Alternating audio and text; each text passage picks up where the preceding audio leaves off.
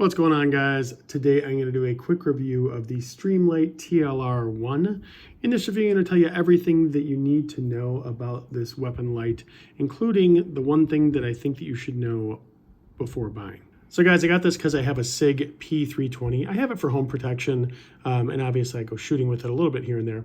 And I just wanted something that if at night I needed to use it, I would be able to give a steady stream of light, but also a strobe as well to really disorient targets if needed. So I've been really happy with this. I think, Streamlight in general, I really like them. I've basically been using these for years. And this one mounts really, really easily onto the handgun. Basically, you mount it under. It's an under mount.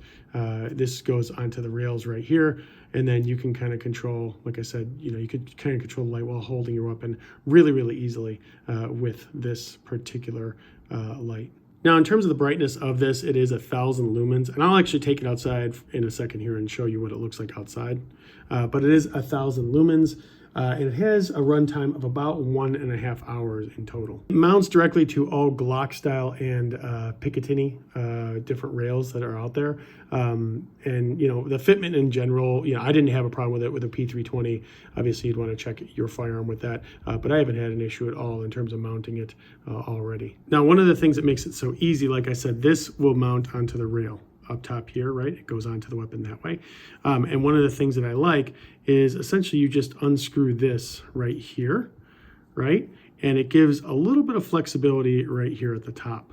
So these can basically move back and forth a little bit. I can unscrew it more, but they move back and forth a little bit, which allows you to very, very securely attach it to your weapon, which is a nice thing. That's just a really, really tight fit and fits really, really easily as well. So guys, as much as I like this, there is one thing that you should know before you buy it, and it's kind of annoying. So basically, getting the batteries in here, it seems like it would be a simple task.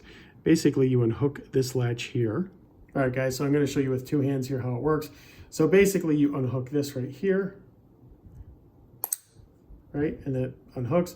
And now it looks like, oh, you should just pull right here to get it up. That's incorrect. You don't pull from there. You actually, on this bottom part, push up, and it pops out. I don't want to tell you how long it took me to figure that out. It's frankly a little bit embarrassing. But when you're done, obviously, just put it right back in. You want to go bottom first. Make sure that there's a little clamp there hooked. And then we go to here and pull this in again. So yeah, that's the one little thing to know. It's a little silly, but it actually took me a little while to figure that out. Now I'm about to go show you this outside, but before I do, I just want to talk through one last thing that I think that you should know before buying, and that is that it includes keys for Glock-style, Picatinny, Beretta, SNW 99, SNW TSW, and SIG P320, which is exactly my weapon, right? But the biggest thing with this, guys, before you actually purchase it, just verify the fitment, right? Make sure that it's actually going to fit because, you don't want to buy this thing and then figure out it doesn't fit your weapon and then have to go through a return. This is a good way to avoid that. So just make sure you do a little bit of research to make sure it'll fit your weapon. But that said, let's go ahead and go outside so I can show you how bright this thing is. So I know I said I was going to go outside, and I will in a second, but this is just to show you in our house. Obviously, it's very dark here. This is with the light on. So you can see how bright this actually is. And then this is the strobe, which, as you can tell, is very disorienting.